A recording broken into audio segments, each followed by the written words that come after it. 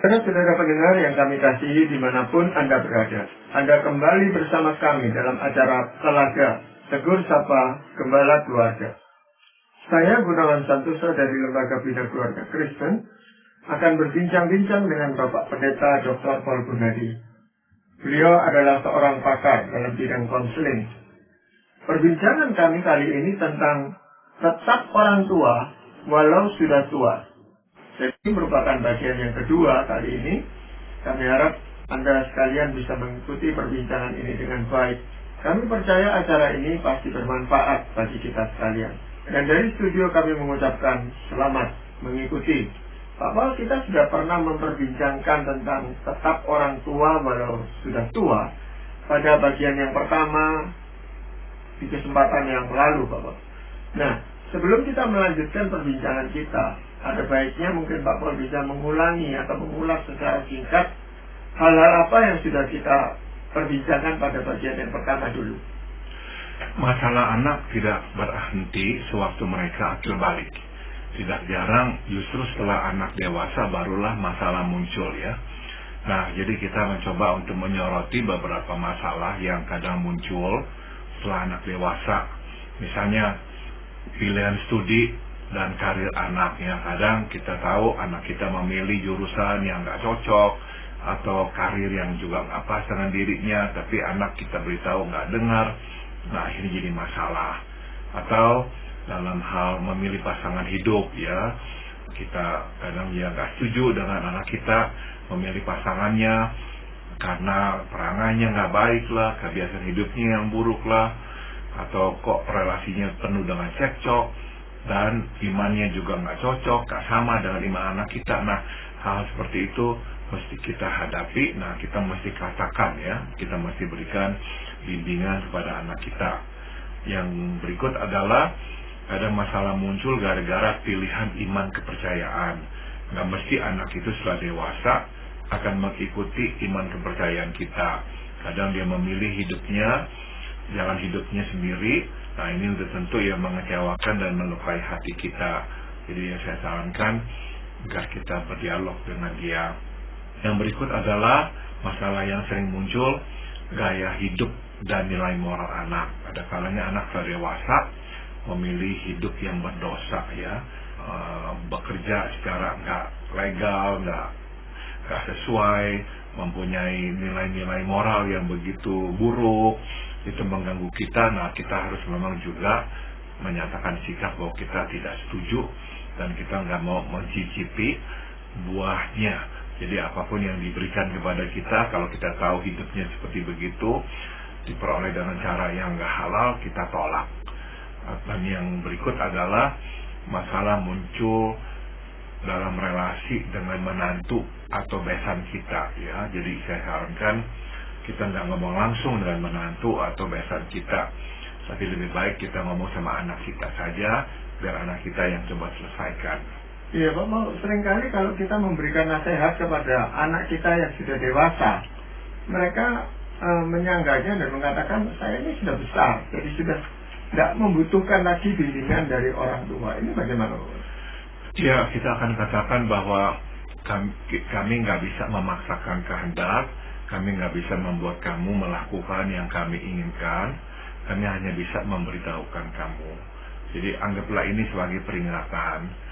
Apakah kamu mau dengar atau tidak, ya terserah kamu. Tapi asal kamu tahu bahwa kamu sudah diperingati. Tetapi kalau seandainya anak ini tidak mau mengikuti saran kita, kan buat kita itu menjadi satu beban di masa tua, Pak. Sudah pasti, Pak Gunawan. Jadi memang harus saya juga akui, ada orang tua yang makin tua makin bahagia, tapi ada orang tua yang makin tua makin tidak bahagia. Karena apa? Karena masalah anak-anaknya. Jadi akhirnya yang membebani orang tua, sehingga sampai di hari tua pun dia terus harus mikirkan anak-anaknya. Iya. Masalah yang keenam, yang kalau kita boleh katakan, karena pada kesempatan yang lalu sudah ada 5 hal yang Pak Paul sampaikan tadi. Yang keenam apa Pak Paul? Masalah si anak dalam pernikahannya ya. Jadi maksudnya relasi nikah anak itu memburuk. Waduh, kita kan juga jadi susah ini. Tadinya hubungan dengan menantu baik, hubungan dengan besan baik, tapi sekarang muncul masalah.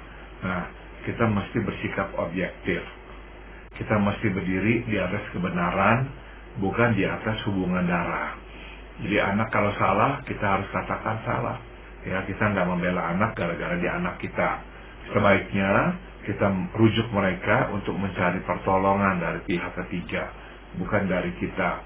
Sebab bagaimanapun kita terikat hubungan keluarga. Jadi misalkan ya kita minta dibicara dengan hamba Tuhan atau dengan konselor untuk membereskan masalah mereka itu. Ya biasanya kan mereka datang itu dalam kondisi kehidupan pernikahan yang sudah sangat buruk gitu Pak Boleh. Sehingga mereka datang pada kita dan berkata, aku mau cerai dengan pasangan ini. Reaksi kita yang pertama kan pasti kaget gitu Pak. Ya. Nah, sebagai orang tua, setelah kita mencari tahu apa duduk masalahnya dan kalau kita tahu memang anak kita yang salah, menurut saya kita memang harus menyatakan teguran kita kepada anak kita kalau dia salah. Misalnya, anak kita itu tuh berselingkuh. Jangan sampai kita ini justru menyalahkan menantu kita. Kamu ini dasar nggak bisa menyenangkan suami lah, makanya suamimu sekarang nggak setia apalah. Enggak. Jangan sampai kita itu menyalahkan menantu kalau yang salah anak kita. Jadi kalau memang salah anak kita, kita minta maaf kepada menantu kita. Ya maaf anak saya berbuat serong, anak saya berkhianat kepada kamu, anak saya yang salah. Dan kita jelas-jelas mau berpihak pada kebenaran. Kalau menantu kita yang benar, kita bela dia. Kita nggak apa-apa, akhirnya hubungan sama anak juga rusak, nggak apa-apa. Asal kita berdiri di atas kebenaran. Ya, tetapi kalau kita mendengar berita itu dari anak kita, tentu dia akan membenarkan dirinya sendiri dan menyalahkan pasangannya gitu Pak. Nah sebaiknya memang kalau kita mau menolong, ya kita dengarkan apa yang anak kita sampaikan. Setelah itu kita memang mau tahu dari pihak menantu kita apa yang terjadi. Nah, tapi kalau kita rasa menantu mungkin nggak mau ngomong, ya kita beritahukan saja, coba kamu hubungi si ini atau siapa untuk mendapatkan pertolongan. Jadi orang tua dalam hal ini tidak berupaya untuk merujukkan mereka kembali gitu Pak. Saya kira sampai titik tertentu kita harus ya coba ngomong. Tapi kalau memang kita lihat ini masalah lebih ruwet daripada yang kita duga, dan lebih baik daripada kita terlibat terlalu dalam, nanti kita keseret-seret, jadi dianggap kita belain anaknya atau apa. Nah, mendingan kita rujuk mereka ke pihak ketiga untuk ditolong. Padahal biasanya dalam kondisi seperti itu mereka agak sulit itu untuk diajak diminta untuk berkonsultasi dengan pihak ketiga. Iya. Mereka mau apa yang ya sudah yang mereka putuskan cerai ini diketahui oleh orang tua dan mereka resmi bercerai gitu Pak. Ya memang kadang-kadang begitu, tapi tetap ya saya anjurkan kita sebagai orang tua menyuarakan pendapat. Sebab saya sudah lihat juga ini Pak Gunawan, cukup banyak anak yang masih sungkan atau menyegani orang tua. Jadi waktu orang tua bicara, mereka itu lebih sungkan untuk melawan, sehingga akhirnya ikut apa yang diminta oleh orang tuanya. Nah jadi sebagai orang tua saya kira kita bisa menggunakan posisi kita itu untuk yang mengarahkan anak mencari pertolongan. Ya dalam hal ini kan tentunya bagaimana sikap kita pada masa tua ini menghadapi anak dan menantu gitu. Supaya kesan mereka itu terhadap kita positif. Kalau kesan terhadap kita itu tidak bagus ya mereka akan paksakan apa yang mereka mau. Betul. Ya itu betul sekali. Kalau kita memang nggak direspek ya oleh menantu kita, ya apapun yang kita katakan dia nggak akan dengar. Kita itu sebagai orang tua itu kadang-kadang memikirkan juga anak-anak yang akan mereka tinggalkan. Itu apakah bijaksana bahwa orang tua ini lalu berkata anak-anakmu biar ikut aku aja? Tentu sebaiknya enggak, sebaiknya biarkan mereka bertanggung jawab mengurus anak-anaknya. Kecuali memang kalau nggak ada yang mau mengurus, anak-anak itu terlantar. Nah lebih baik ya kita yang tangani daripada anak-anak itu terlantar. Tapi sejauh mereka masih mau bertanggung jawab, kita serahkan kepada keputusan mereka gitu Pak Boleh. Betul. Hal yang lain apa Pak? Yang ketujuh, masalah yang biasanya muncul setelah anak dewasa adalah kepedulian anak terhadap kita orang tuanya. Setelah anak dewasa dan kita tua ya, barulah kita dapat melihat warna anak yang sesungguhnya. Ada yang egois, tidak peduli dengan orang tua, ada yang sayang dan peduli dengan orang tua. Nah, bila itulah yang terjadi, kita tidak perlu menuntut. Terimalah kenyataan kalau anak kita itu nggak peduli dengan kita dan memang egois. Tidak apa kita menjadi dekat dengan anak yang lebih peduli dengan kita, dan tidak apa kita juga nggak terlalu dekat dengan anak yang nggak begitu peduli dengan kita. Nggak apa-apa. Apakah itu tidak menimbulkan iri hati di antara saudara-saudaranya? Bisa jadi ya, tapi ya saya kira kita mau realistik berkata bahwa ya bagaimana saya bisa dekat dengan kamu karena kamu itu nggak peduli dengan kami. Dan kenapa kamu menyalahkan kami dekat dengan kakakmu? Karena dia itu memang mempedulikan kami. Nah jadi biar anak juga melihat bahwa perbuatannya akan mengundang akibat dan mereka juga harus tanggung akibat itu. Tapi kan tentunya anak ini juga berkata bahwa saya seperti ini karena akibat tindakan papa mama terhadap saya gitu. Nah, di masa lalu mas tentunya. Oke, kalau kita memang bisa lihat itu terjadi, kita akui kita salah, ya nggak apa-apa. Kita minta maaf kepada dia begitu. Sehingga ya relasi kita bisa kembali terjahit dengan dia. Ya mungkin dia menyimpan kepahitan kepada kita, itu yang perlu dibereskan. Iya. Dan ini Pak Paul, kalau anaknya itu tunggal, lalu tidak peduli dengan orang tuanya, ini menjadi masalah. Kalau tadi Pak Paul katakan, tidak apa-apa, tidak diperhatikan anak, kan ada anak yang lain dia bisa lari ke sana gitu. Tetapi kalau anak tunggal kan susah Pak Paul. Ya kita nggak hidup dalam dunia yang ideal Pak Gunawan. Jadi ada kalanya tuh ya anak itu memang menunjukkan warna aslinya. Ya dia adalah anak yang egois, dia nggak begitu peduli dengan kita. Tapi ada kalanya memang ya kita yang salah Pak Gunawan. Kita itu tuh nggak begitu memperhatikan dia, suatu dia kecil atau dia muda, atau kita terlalu sering menyakiti hati dia sehingga dia akhirnya nggak mau lagi dekat dengan kita. Nah kalau itu memang yang terjadi ya kita mesti akui kita memang salah, kita banyak merugikan dan mendukai dia. Tapi ada juga orang tua yang sudah memberikan perhatian yang penuh kepada anaknya, tetapi di masa tua anak itu tetap nggak mau peduli kepada orang tua. Ada Pak Gunawan. Jadi memang nggak semua anak kita itu bertumbuh besar menjadi anak-anak yang baik ya, yang mengasihi orang, yang mau berkorban, yang mempedulikan orang tuanya. Memang nggak semua begitu. Jadi dalam hal ini orang tua tidak perlu katakan harus meminta-minta supaya dia dipedulikan gitu Pak Boy. Enggak, ya saya pikir ya udah biarkan saja apa adanya. Kalau memang mereka nggak begitu peduli dengan kita, ya udah kita terima itu. Mungkin ada hal yang lain Pak Boy, masalah yang timbul antara anak orang tua ini pada masa tua. Masalah ke-8 yang ada kalanya timbul setelah anak dewasa adalah ketidakharmonisan hubungan dengan kakak adiknya. Artinya anak-anak kita itu tuh nggak cocok, sering bertengkar, ada yang bahkan bermusuhan, nggak ngomong. Intinya adalah yang ingin katakan ketidakcocokan di antara anak mencapai puncaknya pada waktu anak dewasa. Pada waktu anak kecil remaja belum. Setelah anak dewasa, nah barulah kita akan melihat apakah relasi mereka itu sungguh-sungguh baik. Pada umumnya persaudaraan memang mengalami perubahan drastis setelah anak dewasa, baik karena karakter si anak yang nggak begitu baik atau karena pasangan. Jadi ada kalanya dalam satu keluarga, misalnya ada 4 anak, 3 anak dekat satu sama lain, ada 1 anak yang nggak bisa dekat. Kenapa? Sebab memang yang 1 anak itu bermasalah, sehingga yang 3 anak itu yang lainnya nggak suka dekat dengan dia. Nah tapi masalah itu baru muncul dengan jelas setelah mereka dewasa. Ya, jadi ya kita sebagai orang tua kadang-kadang susah hati kita, karena kita maunya anak-anak itu rukun, tapi ada kalanya mereka nggak bisa rukun. Itu penyebabnya kenapa Bapak? Kok pada masa dewasa baru muncul masalah ini?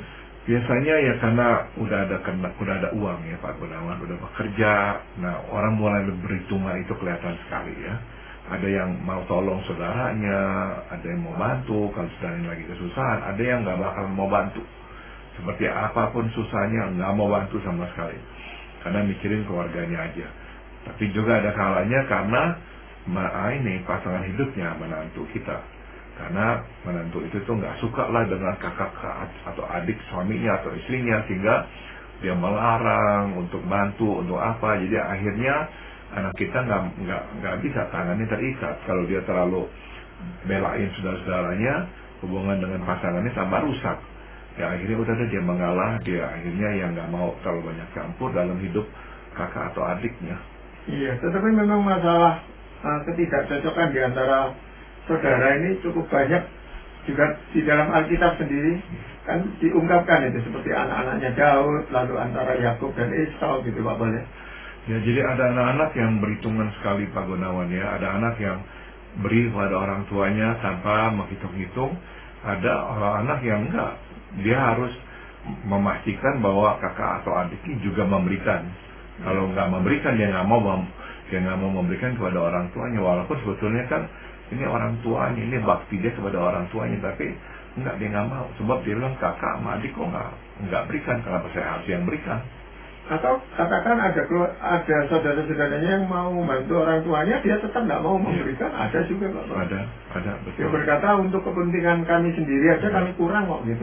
Ya, walaupun sebetulnya kita tahu bagi orang tua yang penting bukan jumlahnya, tapi ya peduliannya itu. Ya meskipun dia kasihannya sedikit, kita tahu memang dia hanya mampunya segitu, kita udah senang luar biasa.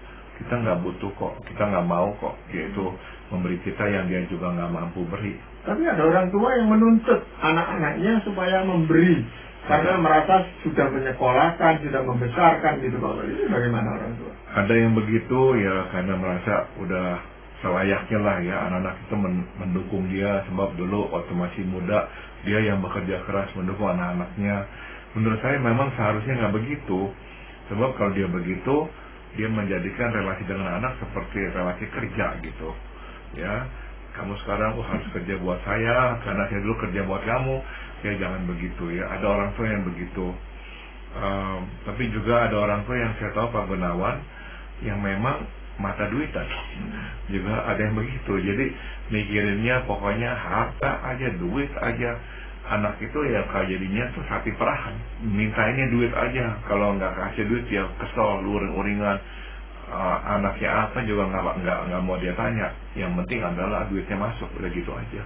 Seringkali memang ketidakcocokan di antara keluarga ini terjadi karena iri hati satu dengan yang lainnya gitu Pak. Ya, jadi kadang-kadang ya kita sedih ya sebagai orang tua melihat kok anak-anak ini nggak bisa rukun karena banyak iri hati. Yang ke-9 Pak Gunawan yang saya mau angkat adalah yang seringkali juga menjadi masalah, kesulitan ekonomi. Ya, pada kenyataannya tidak semua anak akan mencapai kemapanan ekonomi.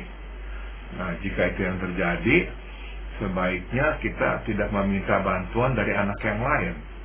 Usahakanlah menolongnya dari kantong kita sendiri.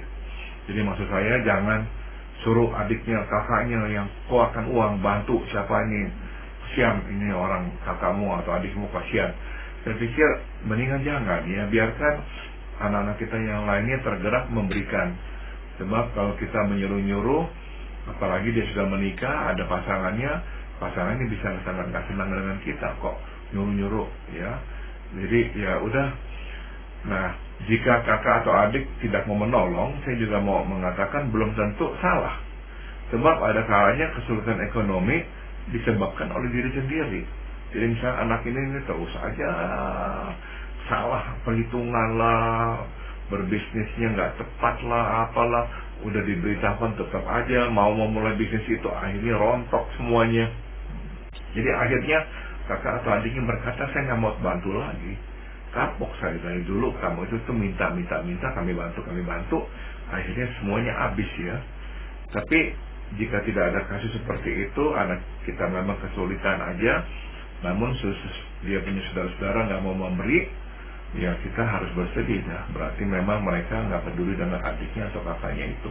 Ya di situ keakraban di antara mereka itu menjadi nyata gitu Pak.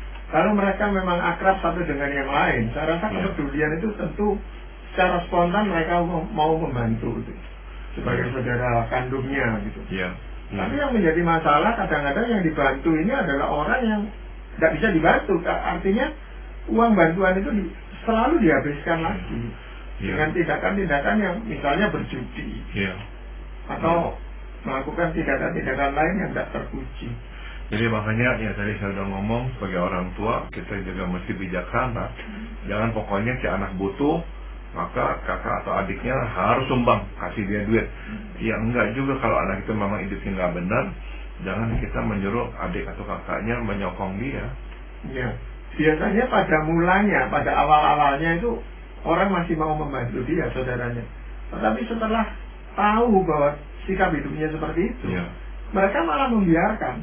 betul. Bahkan ada yang saya pernah tahu itu keluarga yang mengatakan, sudah biarkan yang satu ini katakan di penjara segala apa, biar kapok gitu, biar bertobat dia di sana. Iya. Nah, kalau kita mau bantu atau mau minta anak-anak kita yang lain bantu, kita langsung bantunya itu secara spesifik, yaitu anak-anaknya dia misalnya perlu uang sekolah. Nah udah, ya kita ke sekolahnya dan kita katakan kita bayarin uang sekolahnya itu anak. Jadi kita langsung bantu secara spesifik sehingga uang itu nggak bisa dipakai oleh anak kita untuk hal-hal yang salah. Ya, tapi nanti dikira kita itu mencampuri urusan keluarganya gitu, Bapak. Nah, tentu ya kita perlu ngomong sama dia dan katakan bahwa saya mau bantu, tapi saya nggak akan serahkan ini uang ini kepada kamu, saya akan langsung serahkan kepada pihak sekolah. Iya. Tapi memang di dalam satu keluarga ini, dalam satu saudara ini kadang-kadang sering ada 1-2 orang itu yang menimbulkan masalah bagi orang tuanya. Ada hal lain lagi, Pak Farmadi? Yang terakhir, yang ke-10 adalah masalah sakit penyakit, ya baik fisik maupun jiwa. Hidup ini nggak ideal, Pak Gunawan. Jadi kadang di usia yang relatif muda, anak menderita sakit, baik fisik ataupun jiwa, yang membuatnya tidak lagi produktif. Bila itu yang terjadi, ya kita mesti mengajak keluarga berbicara dan memikirkan jalan yang baik untuk menolongnya. Jika kakak atau adik bersedia membantu, baik. Jika tidak, itu pertanda mereka tidak peduli. Ya udah, kita nggak bisa paksa, ya kita coba bantu sendiri, nah gitu. Yang saya maksud dengan sakit fisik misalnya adalah ada anak-anak yang memang di usia muda udah terkena misalnya diabetes gitu, atau dia kecelakaan sehingga akhirnya nggak bisa bekerja, lumpuh atau apa, atau ada yang menderita gangguan jiwa. Ini juga kenyataan hidup. Ya, di usia-usia tertentu anak kita itu akhirnya nggak bisa lagi bekerja, nggak bisa berfungsi karena pikirannya udah ngaco, delusional atau apa. Nah, kita orang tua nggak bisa nggak dibuat repot di hari tua oleh anak kita itu. Tapi kita juga harus ingat bahwa dia begini bukan karena salah dia, ya, tapi karena memang inilah kondisi tubuhnya ataupun kondisi jiwanya. Ada yang bukan salahnya, tetapi ada juga yang kita sebenarnya orang tua sudah ingatkan, misalnya tentang makanan, Ya. atau tentang keselamatan di jalan raya dan sebagainya. Tapi ternyata dia tidak menghiraukan, nah lalu timbul masalah ini, sakit yang parah atau kecelakaan itu tadi dan cacat gitu, Bapak. Jadi ini kadang-kadang orang tua ya mengatakan ya sudah kami nggak bisa bantu. Ya, jadi ya hidup ini nggak ideal, ya ada yang akhirnya di hari tua justru harus merawat anak, Pak Gunawan. Karena kalau tidak ada yang merawat. Ada yang sudah menikah, anaknya itu sudah menikah, tapi waktu dia jatuh sakit, akhirnya jatuh miskin, ya pasangannya tinggalkan. Nah, siapa yang harus merawat? Ya kita, bisa apa lagi? Ya udah, kita terima tanggung jawab itu. Ya kalau itu masih dalam kemampuan kita sebagai orang tua itu mungkin ya tidak masalah gitu, Bapak. Tapi kadang-kadang kan kita di masa tua itu justru membutuhkan dana untuk diri kita sendiri, merawat kesehatan kita sendiri aja sudah kerepotan. Dan sekarang kalau harus merawat anak lagi gimana, Bapak? Betul. Ya, inilah hidup yang nggak ideal. Kita nggak selalu punya jalan keluar terhadap masalah kita. Itu masalah yang real, Pak Gunawan. Saya tahu itu terjadi. Jadi ya orang tua akhirnya ya terpaksa mengorbankan masa depannya atau masa tuanya. Dia simpan uang untuk nanti masa tua, tapi sekarang harus habis mengurus anak yang sakit. Ya itu mendingan kalau masih dia punya simpanan dan sebagainya. Katakan itu sudah untuk dirinya sendiri aja dia sudah kesulitan. Nah, sekarang anaknya menderita, padahal penderitaan ini timbul karena dulu sudah diperingatkan oleh orang tuanya. Ya itu susah tuh, kita akhirnya harus memilih antara memberikan kepada dia dan ini kita tahu kesalahan dia sendiri, atau kita tegakkan hati nggak mau tolong dia, ya terserah dia bagaimana. Tapi saya duga kita sebagai orang tua pada akhirnya akan nggak tega, Pak Gunawan. Iya, karena kita melihat ini darah daging kita sendiri gitu Pak Wale. Iya. Tetapi kemampuan kita kan terbatas juga. Iya. Gitu. Iya. Apalagi kalau saudara-saudaranya tidak mau memberikan dukungan. Iya. Iya. Ini agak sulit. Kita toh tidak bisa memaksa seperti tadi Pak Wale katakan, tidak bisa memaksa saudara-saudaranya harus memberikan bantuan. Betul. Betul. Ya memang nggak gampang ya kalau misalkan kita mau pun membantu, kita kan nggak hidup selamanya, kita akan meninggal dunia. Nah siapa nanti yang bisa bantu dia juga? Ya kadang-kadang akhirnya ya anak itu akhirnya ya terlantar karena nggak ada yang mau bantu dia. Iya. Bapak dalam hal ini apakah ada firman Tuhan yang ingin Bapak sampaikan? Amsal pasal 20 ayat 29 berkata, hiasan orang muda adalah kekuatannya, dan keindahan orang tua ialah uban. Pada waktu muda ya kita masih kuat, dan dengan kekuatan yang kita miliki kita menyelesaikan masalah yang muncul. Pada saat tua kita tidak lagi memiliki kekuatan, kita sudah lemah. Yang tersisa adalah iman dan hikmat yang keluar dari tempaan hidup. Nah kita tidak bersandar lagi ya pada kekuatan sendiri, kita bersandar pada hikmat dan pemeliharaan Tuhan. Nah itulah keindahan kita pada masa tua Pak kawan. Ya, dan ini kan harus dimulai sejak kita itu masih kuat, masih muda gitu Pak. Kan kita nggak bisa tiba-tiba pada masa tua itu lalu menjadi orang yang berhikmat, yang bijaksana dan sebagainya. Betul. Ini bagaimana Pak? Ya jadi kalau kita memang ya dari muda udah bersandar pada Tuhan. Baik, sebagai suatu teladan untuk anak-anak kita itu Bapak ya. Betul. Terima kasih banyak untuk perbincangan ini, dan para pendengar sekalian kami mengucapkan terima kasih Anda telah mengikuti perbincangan kami dengan Bapak Pendeta Dr. Paul Gunadi dalam acara Telaga Tegur Sapa Gembala Keluarga. Kami baru saja berbincang-bincang tentang tetap orang tua walau sudah tua, bagian yang kedua dan yang terakhir. Bagi Anda yang berminat untuk mengetahui lebih lanjut mengenai acara ini, silakan menghubungi kami lewat surat. Alamatkan surat Anda ke Lembaga Bina Keluarga Kristen atau LBKK, Jalan Cimanuk 56, Malang. Kami juga mengundang Anda mengunjungi situs kami di www.telaga.org. Saran-saran, pertanyaan, serta tanggapan Anda sangat kami nantikan. Akhirnya dari studio kami mengucapkan terima kasih atas perhatian Anda, dan sampai jumpa pada acara Telaga yang